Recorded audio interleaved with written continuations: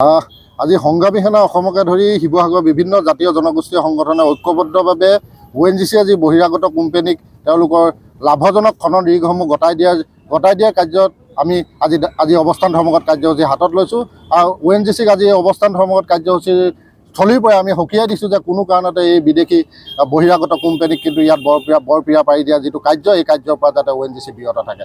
আমি বাৰম্বাৰ কৈ থকাৰ পিছতো ONGCয়ে চাউথ এছিয়া নামৰ এটা বহিৰাগত কোম্পানীক আনি ইয়াত তেওঁলোকে যি ৰিগ গতাই দিছে আৰু ONGC আৰু এই চাউথ এছিয়া নামৰ যি কোম্পানীৰ নামত যি চুক্তি হৈছে, এই চুক্তি যাতে অতি শীঘ্ৰে তেওঁলোকে বাতিল কৰে, নহ'লে অনাগত দিনত কিন্তু ONGCক খনন আৰু উৎপাদন কাৰ্য বন্ধ কৰি দিবলৈ আমি কিন্তু বাধ্য হ'ম।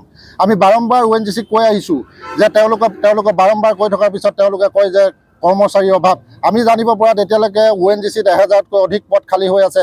অতি শীঘ্ৰে তেওঁলোকে 1000 পদ দিয়াৰ ব্যৱস্থা গ্ৰহণ কৰক আৰু প্ৰত্যেকটো চাকৰিয়ে কিন্তু খিলঞ্জীয়া যুৱক যুৱতী, থলুৱা খিলঞ্জীয়া যুৱক যুৱতীয়ে পাব লাগিব, এইটো নিশ্চিত কথা।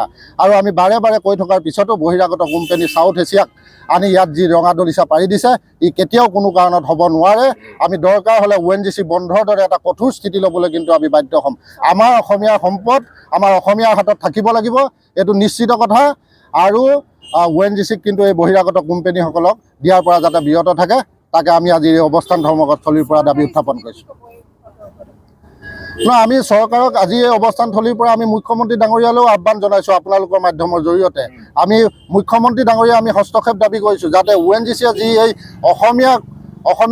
অসমীয়াৰ যি নিষেধ কৰা এটা মানে চক্ৰান্ত কৰিছে, এই চক্ৰান্তত যাতে মুখ্যমন্ত্ৰী মহোদয়ে এটা ব্যৱস্থা গ্ৰহণ কৰে, যাতে বহিৰাগত কোম্পানী কোনো কাৰণতে যাতে ৰঙা দলিচা ONGCয়ে পাৰি দিব নোৱাৰে, এই ক্ষেত্ৰত যাতে মুখ্যমন্ত্ৰীয়েও এটা ব্যৱস্থা গ্ৰহণ কৰে, তাকে আমি এই অৱস্থান ধৰ্মঘটস্থলীৰ পৰা আমি দাবী উত্থাপন কৰিছোঁ। আৰু ONGCক আজিয়ে 72 ঘণ্টা সময়সীমা দি দিছোঁ, যাতে 72 ঘণ্টা সময়সীমাৰ ভিতৰত তেওঁলোকে নিজৰ স্থিতি স্পষ্ট কৰক, নহ'লে অনাগত দিনত কিন্তু ONGCয়ে গণতান্ত্ৰিকভাৱে তীব্ৰ প্ৰতিবাদৰ সন্মুখীন হ'বলৈ কিন্তু সাজু হওক।